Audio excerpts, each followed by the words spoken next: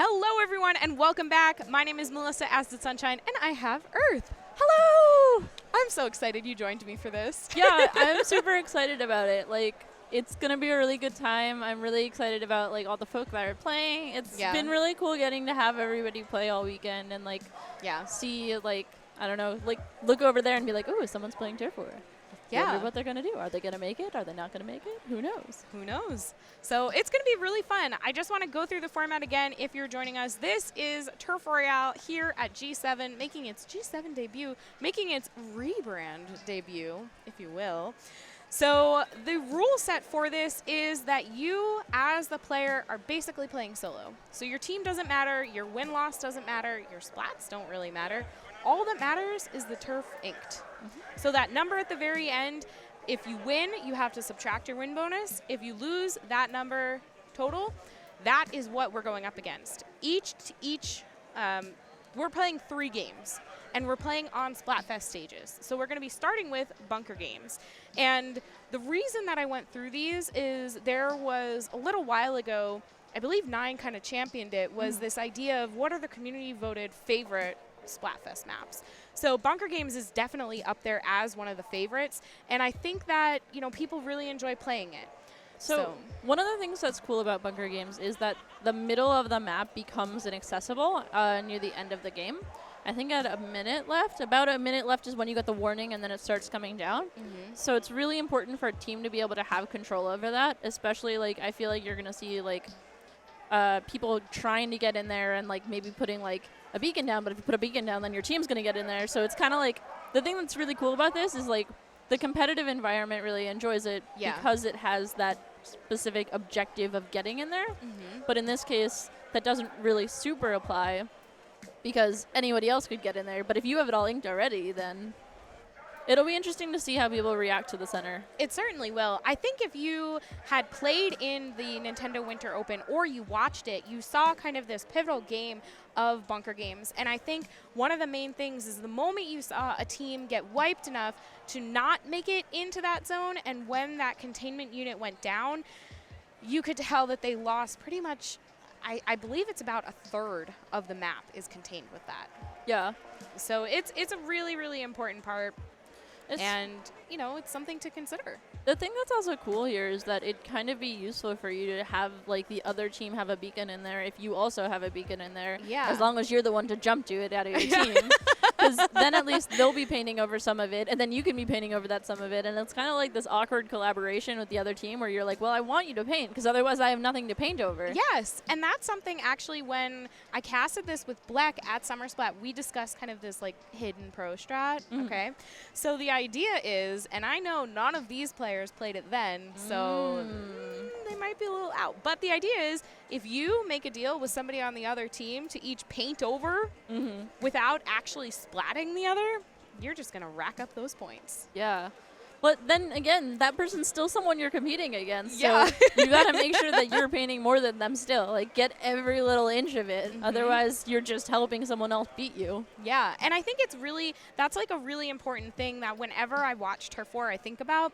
There are so many, so many nooks and crannies in a map where you're not quite paying attention.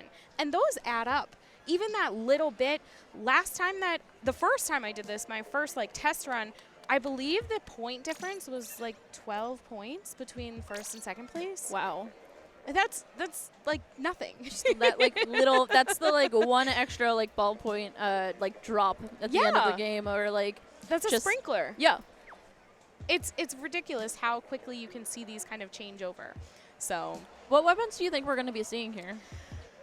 Personally, I really enjoy playing, like, Aerospray. Which PG. one? PG. Because having that Booyah is really nice, and Aerospray is going to put a lot of ink down very quickly. I think Junior is also a good one. Something else that a lot of people tend to play was L3 because it can fire very fast, and, you know, you can get that down.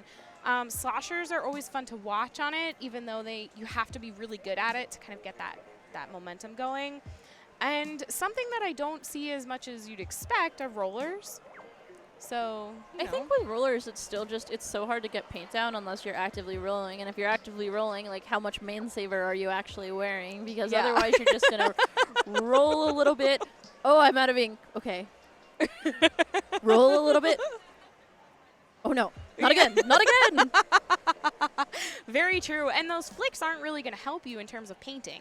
So you need to kind of go into this with a very conscious effort of what you want to play.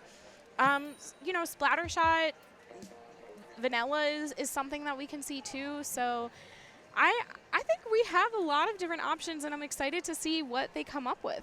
I think the thing that's interesting is all of the weapons you mentioned are lower and mid-range weapons. So it's going to be interesting because, like, I know that Carter and I kind of played in the open, just kind of joking around. I was played playing, with you. Yeah, he was playing Firefin at some point. Yeah. So here we go. Let's see. We Maybe. see a Jet Squelcher in there. So we've got one longer range one. A sploosh and a splash, which is interesting. Double Neo Slash, too. So that's a really good weapon for this, though, just because it gets Bomb Rush so quickly, and it also has that, it has the Burst Bomb just to be able to get that ink down so quickly as well. Yeah, I think that was probably one of the fastest Bomb Rush, and both of them had it at pretty much exactly the same time that they're able to, like, use that to their advantage. Beautiful shot coming off by Vic. Obviously, as we mentioned, your goal here is not quite to get the picks. You just want to play turf war. You want to get as many points as possible. This is what I'm talking about. So see, even this ledge that Vic was focusing those bombs on is very, very important. If you can get those little nooks and crannies, that's going to be those extra points that you need at the end. So I think the thing here that's already pretty interesting is that it already seems like the purple team has a lot more ink down than the orange team. And with that, that means that the orange team kind of has to just keep painting over areas in their own base. But we do see it seems to be evening out more in terms of paint across the map. Nice job with that hammer. That's always fun to see. So this is kind of what you were talking about, right? So there are like two different containment stages that happen. There are things on the right and left side of the map that go down at the same time, and then that one in the center. So if you miss like an opportunity to get in these areas, you're also kind of hurting yourself a little bit. But this is very smart of Umbre, kind of camped this area out. Hopefully he will be able to take that block as well. I think it's also interesting seeing who is choosing to splat each other rather than potentially just following the other person around the map. Some of it seems like it's kind of the instinct of, oh, it's someone on the other team, I must get them immediately. Yeah. You're like, oh, maybe that's a poor decision. You could just like follow them around and be like, ah, yes, free paint. Yeah, I think that's really, really thoughtful. You know, you're right. Like free paint, like where can I put my ink down and what can I do about it?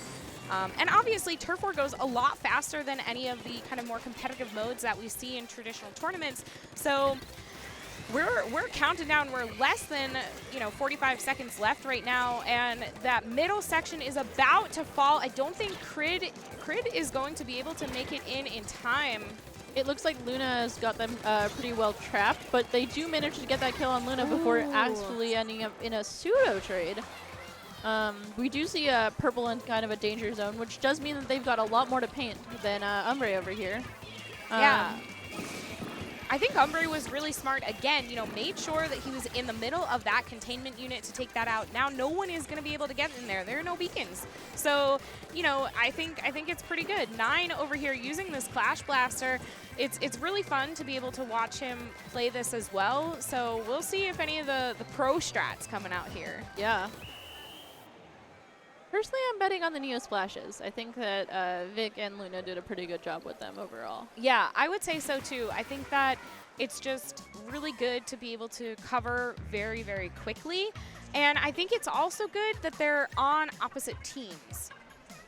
So there we do see that Vic actually painted the most, with Luna coming in second and then Zidge coming in third there, which does really benefit the shooters, but especially the short-range shooters there. Yeah. You know what I mean. Yeah. Certainly so. So I think it's going to be really good to see what's going on next. So we do have for our next map is going to be the Splat in our zones. And this one was chosen because it has that same kind of concept as Bunker Games, where there are different things that you can do throughout the map that's going to cover a very large section of things very quickly. My thing about this map is I just think about it and I'm just like, remembering a BNS when we were like, oh, we'll just pick a turf war, because nobody remembers how to play turf war, and then just got absolutely squashed where it's like, yes, the zone right in front of spawn is the other color. Mistakes have been made. Mistakes have been made. That is pretty rough. So I can understand where you're coming from for that. I remember specifically during this Splat Fest, I was having a very tough time kind of making sure that I was paying attention to everything that was going on, and the map is very large here. So you have a lot of area to cover. You have a lot of different ways that you can kind of approach some of those areas, and I think that that could be to some of these players' detriment. I think the thing here too is that it's interesting. I actually don't know if you are the person who caps a zone, do you get the ink from capping the zone itself? Like, do you get the rest of it? I believe so. Yeah. Oh, wow. So that is really to your advantage. You want to make sure that you're constantly paying attention to those and taking them over. Something I did pay attention to, that was something I had paid attention to during Splatfest. And I remember sitting there and thinking, well, if I can get this, I'm going to have a little bit of a lead up. If I can get that, and you kind of watch those numbers go up as you do it. So it's just really interesting, you know, and especially if you play a weapon that has a sprinkler as a special, or something else that can kind of like bomb rush obviously is going to be really good. So something that can put paint down very quickly without you having to presently remain there. I think the thing that's also interesting here is that it's a very like leveled map where you have this like you start a lot higher and then it has kind of this middle flat area where you have a lot of places where you can overlook and bomb rush into lower areas where you could cover a lot of turf all at once and try and kind of regain mid, but like obviously not in a team setting, but being able to regain it for yourself at least. Absolutely, yeah. I think that's very true, and you know, it's really fun to be able to kind of watch how everybody tackles that situation. So, you know, and you know, because you're not playing on a team per se, it does sort of change up your mentality of how you're facing your teammates. You know, if somebody's coming in with a weapon that's high paint and maybe yours has a little bit less, then you might want to be ready to kind of go faster, further, so you can not worry about where they're going to paint. I think the thing too is that so many people are so used to saying, oh, my teammate over there is in danger. Oh gosh, I must help. So like it's not a one-on-one. Yeah. But in this case, it's kind of like, it's sorry, okay, buddy. Yeah. Like, stinks that it's for you, but get back to spot. Exactly. So we'll see what they're going to be able to do and how they'll be able to handle this. So I'm really looking forward to going into the second game. And as we said, Turf Royale only contains 3 games. So we already have one opportunity for the players to have gotten their scores. And this might change it up. I'm very here for these colors. It's Me like too. So in ranked, it's pearl pink and aquamarina. So in this case, it looks pretty similar to those colors, and it just, I don't know, it's very pretty. It's beautiful. I think this was the Inkling versus Octoling colors, because these were the pearl and marina kind of ones. Somebody can for sure correct me because I don't always remember which Splatfests, but I also was looking at kind of the decisions that some people made to change things up. So I think there were 2 arrow sprays now, and 9 was one of them who decided to go with that. Maybe a little bit of a stronger idea to get a lot of this ink on the ground. You know, you're not going to get as much of your killing power as you necessarily want, but you will be able to get more ink. I think one thing interesting there was that Gio was choosing to hide on the wall rather than painting the area around them, where it seemed like they clearly knew that they were in danger, but rather than trying to disengage from that situation, they chose to stick it out and then ended up paying for it in the end. Yeah, certainly so. And I was almost worried that Luna was going to do the same there, but is able to kind of come around.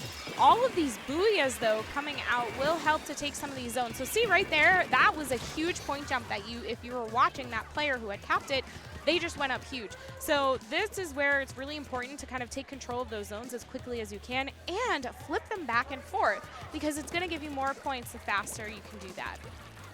I think one thing interesting here too is that Zidge has these missiles going on rather than going with the hammer this time, where the missiles themselves could also be taking zones, or at least maybe if a teammate is trying to paint that zone, they can take over the last bit of it to take credit for it. Yeah.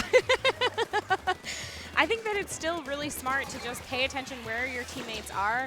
So, you know, Zidge, right here, trying to hold on to this. I'm unsure on who gets credit if you're kind of splitting that, though. So that would be an interesting point of data that I'd like to kind of look up and experiment with. So if any of you are out there watching and you're interested in this and you want to experiment with me on how points work, feel free to hit me up. If I had to guess, it probably is pretty similar to the way a salmon run was, where if you are that last shot, you are the one who gets credit for it, as far as I know, rather than the That would person who make actually sense. does the most damage to it. Yeah. Oof, man, this fair bomb. I might be incorrect in that I'm not one of the salmon run experts, but as far as I've seen from searching and looking at the logs, that's what I do think is the situation. Yeah, it seems like it. I like this bomb rush that's coming out from 9. I think that that's very, very strong. And, it is going to allow for a couple of extra ink. And getting 2 of those zones, really, really fast turf coverage happening right now. This is that whole thing of, the last 10 seconds are what make or break the game. Completely here, green team is still in danger, but not as much as they were before. And especially, that's been pretty good for 9 for being able to paint so much of mid there. Look at that.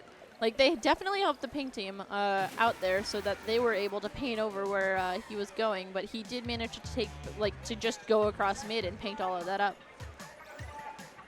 Really, really good job. And those are such high scores as well. Whenever you have a team in the losing breaking the 1,000 mark, you know somebody is doing something right. And I think that it's really good to be able to watch those come out too. 9 did manage to paint the most there with that weapon, so it'll be interesting to see if he does decide to stick with it. So I think that we're looking for the schools from last time. We are having an issue with Umbra's score, but it does look, because I remember Vic and Luna were the top 2 of last round. And it'll be cool because it just sums up, correct? Yeah, it's not like it's the top just a one. sum. Yep. Awesome. Yeah. So it just adds up to see who's the best, and we don't have any, averages going on, and kind of as simple as you could make it, I guess. There we go. Umbra's got some numbers on the board there. Nice. So I think the thing that is interesting here from the first game in particular is that 9 had gone with the Clash Blaster, and that's kind of a hard weapon to paint with, especially just because it is so short range. And I believe he was playing the Clash Neo because I didn't remember seeing a Stingray, and you do have a decent set for painting, but it's still just such a short range weapon that it's hard to do much for it in painting. Yeah. I do think that the switch to the Aerospray was a really, really good choice for him. Yeah, every time that it kind of comes up of what is your weapon of choice for this, I always default to that Aerospray. I personally, when I play Turf War, my highest points are always with dualies because you can just move really fast and you can cover so much. And when you're a dualie, you kind of glide under the radar of some of these other players because they're not necessarily looking for you as if you're something that could be a little more aggressive of a pick. So I think that that could be something that maybe one of them would want to think about, but so far, they've done a great job, and I think they're holding on to what some of these strong picks could be. I think the thing that's interesting there is we haven't actually seen an NZAP at all. Yeah.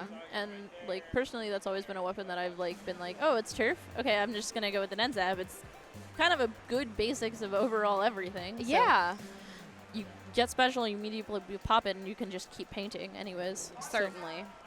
So it looks like they kind of decided to stick with those last plays. I don't think anybody really changed over. I think Kyo changed to the changed. gold one. Yeah. And Zidge went back to the hammer. I think that was a smart one. This map specifically, I really like because how quickly you can move about it. This was picked because it's a personal favorite of mine. I like Maze Dasher because you have an opportunity to just go to the other side of the map faster than pretty much anything else that you would be anticipating. It also is very long. So Gio is off to this side on the purple team, and Vic is going to come in and try to cover over that.